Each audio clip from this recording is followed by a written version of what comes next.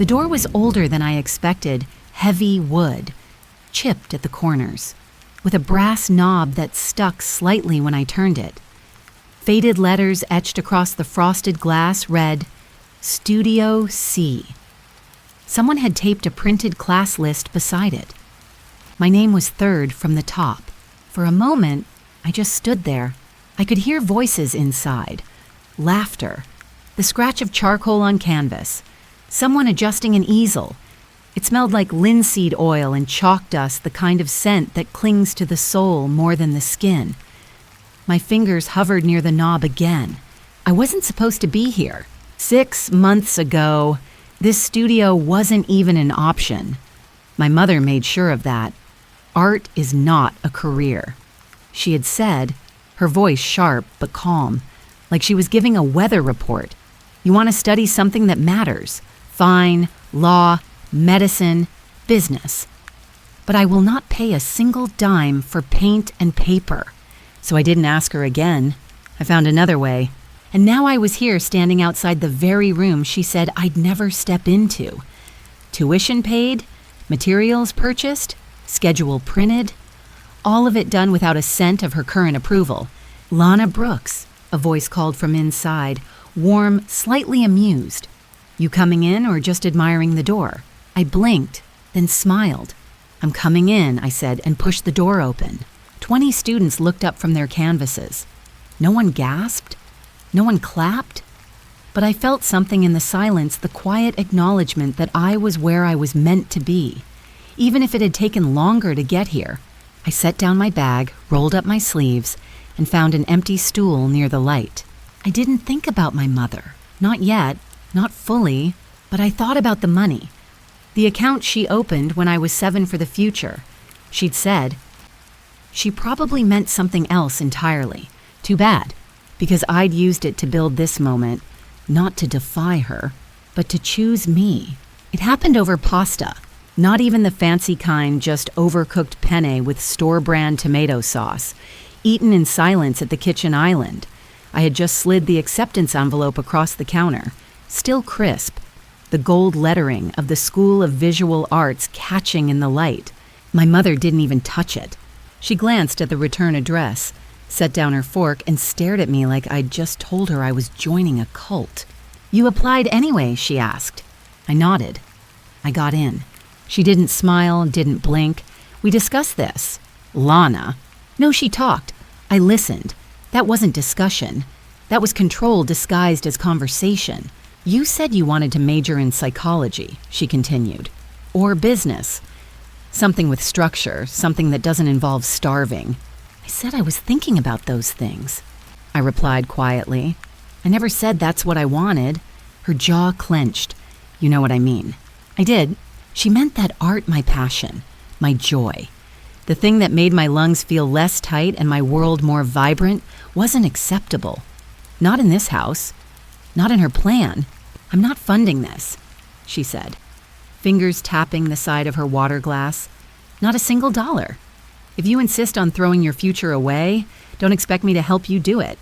The words weren't surprising, but they still hit harder than I expected. All I said was, okay. Her eyebrows lifted, okay? I stood, picked up the envelope, and slid it back into my bag. You don't have to support it, but I'm still going. I think that was the moment she realized something had changed, something she couldn't take back. I wasn't looking for permission.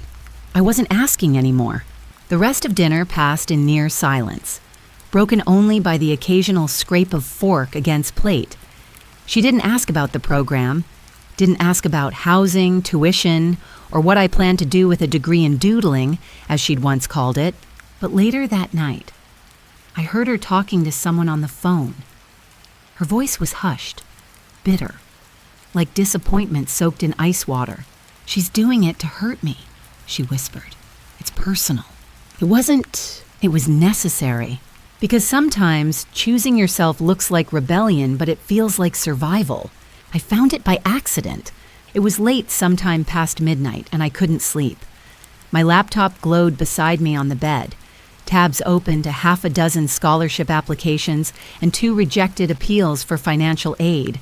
I wasn't panicking. Not exactly. but I was circling the edges of something close, so I started digging old emails, bank statements, anything that might help me piece together a way forward.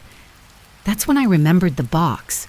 Tucked in the back of my closet was a blue accordion folder labeled in my mother's tidy, all caps, handwriting, important, Lana. It hadn't been touched in years.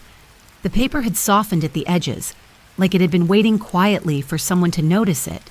Inside were immunization records, copies of school transcripts, and tucked behind a birth certificate, a single, yellowed statement from a regional bank I hadn't thought about since childhood. Custodial account Lana R. Brooks opened May 14th, 2008, balance $3,524.87. I stared at the number, then blinked, then stared again. I remembered the day she opened it. I just turned 7. We were in line at the bank, and I was wearing a sparkly headband and holding a stuffed giraffe. She told me it was for the future college, maybe something that mattered. "It's not for toys," she said firmly. "This is important." And then she forgot. The account hadn't been closed, just untouched. A financial time capsule buried in old paperwork and a mother's abandoned hopes. But interest had done its quiet work. I logged into the bank's portal using the customer number on the sheet. I had to reset everything: the password, the PIN, the security questions. When the dashboard finally loaded, I felt my breath catch. Current balance $8,946.21. It wasn't life-changing, but it was enough. Enough to register. Enough for a few months of rent and supplies. Enough to tell me that the door she tried to close she had unknowingly left cracked open years ago. I didn't cry. I didn't rage. I just sat with it, the irony, the poetry, the strange sense that maybe, once upon a time, she believed in a future she could no longer recognize. And now I would use it, not to spite her, to honor the girl she once saved for the one she forgot. The admissions office smelled like fresh ink and filtered air, the kind of sterile calm designed to keep students from panicking about loans and late paperwork. A polite young assistant sat behind the counter, her name tag crooked and her highlighter uncapped. She looked up as I approached, eyes scanning for a parent who wasn't there. "Can I help you?" she asked. I handed her my acceptance letter, ID, and the printed bank statement from the custodial account. The amount was circled. I'd triple-checked the math. I knew it would cover the registration fee, the first tuition installment, and a semester's worth of supplies. "I'm here to finalize enrollment," I said. She smiled automatically, clicking through her screen. "Wonderful. Will a parent or guardian be submitting payment today?" "No," I said, steady. "Just me." She blinked. "Oh, are you using a personal account?" I hesitated for half a second. Then I said the truth, wrapped in a soft edge, sort of. "It's an account opened for me when I was a kid. My mom set it up and forgot it existed." She tilted her head, half curious, half polite. "That's lucky." I didn't respond. Lucky wasn't the word I'd use. When the paperwork printed, she slid it across the counter. I signed every line without hesitation. Initials sharp and angled like I meant it because I did. Every signature was an act of reclamation. A contract with myself, not with her. "I'll need to process the wire transfer," she said. "That usually takes a few hours." "That's fine," I nodded. She paused, eyes flicking once more to my ID and back to me. "You know," she said slowly, "we don't get many students who pay in full up front." "I'm not most students," I replied. She smiled again, this time more genuinely. "No, I guess you're not." By the time I stepped out into the late morning sun, the sky was clear, and the campus buzzed with the quiet energy of new beginnings. Somewhere, probably in her kitchen. My mother was still certain I couldn't have done this without her. And in a way, she was right. She had opened the door. She just didn't expect me to walk through it without asking. The text came 2 days after the payment cleared. "Mom, you went behind my back. You lied. No greeting, no punctuation beyond the necessary, just sharp fragments, like she was throwing stones she didn't have the energy to aim. I didn't reply right away. Not because I didn't have words, I had too many, and none of them would have landed where I needed them to. She wasn't looking for a conversation. She was looking for guilt, for submission, for me to fold. I stared at the message, then turned my phone face down and went back to stretching my first canvas. A few hours later, she called. I didn't pick up. The voicemail was short. I'm disappointed. Call me when you're ready, to be honest. I didn't call. Instead, I made a quiet dinner in my small apartment, one I was paying for myself, and sat on the floor beneath a cracked window as the city lights bled into the room. I wasn't angry, just hollow. Like someone had scooped out something soft and left the shape behind. This wasn't a screaming match. It wasn't tears or slammed doors. This was worse, a kind of frost that grew in silence. Every day without contact became a new layer. Every non-response, every seen but unanswered message, another inch of emotional snow. But I wasn't freezing. I was thawing. Because for the first time, my days were filled with things that had nothing to do with her approval gesture drawing, color theory, critiques that felt more honest than anything we'd said to each other in years. I was building something not just art, but selfhood. She sent a second message a week later. Mom, you really think you can survive without me? And I did something I didn't think I'd ever do. I blocked the number, not to punish her, to protect me. There's a particular kind of grief that comes not when someone leaves you, but when you leave behind the version of yourself that needed them too much. And in that silence, I started painting. Silence has a sound. It's not empty. It hums soft, steady, like breath against canvas. That was the sound of my life for weeks after I cut off contact with my mother. No angry voicemails, no backhanded texts, just space. And in that space, something unexpected bloomed. I started painting, not to prove anything, not to rebel, just to listen. My first real piece wasn't assigned in class. It wasn't even graded. I started it one night at 2 a.m. when the apartment was quiet and the city outside was soft and far away.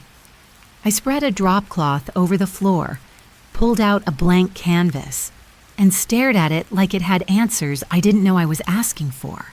And then I began.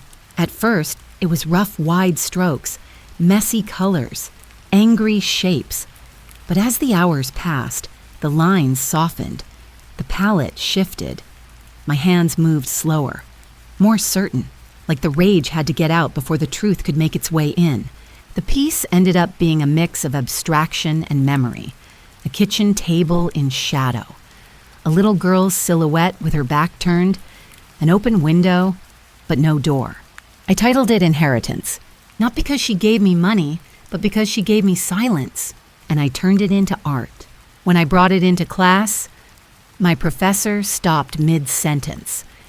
He walked up to the easel, tilted his head, and stared at it for a full minute before saying, "Who did this?"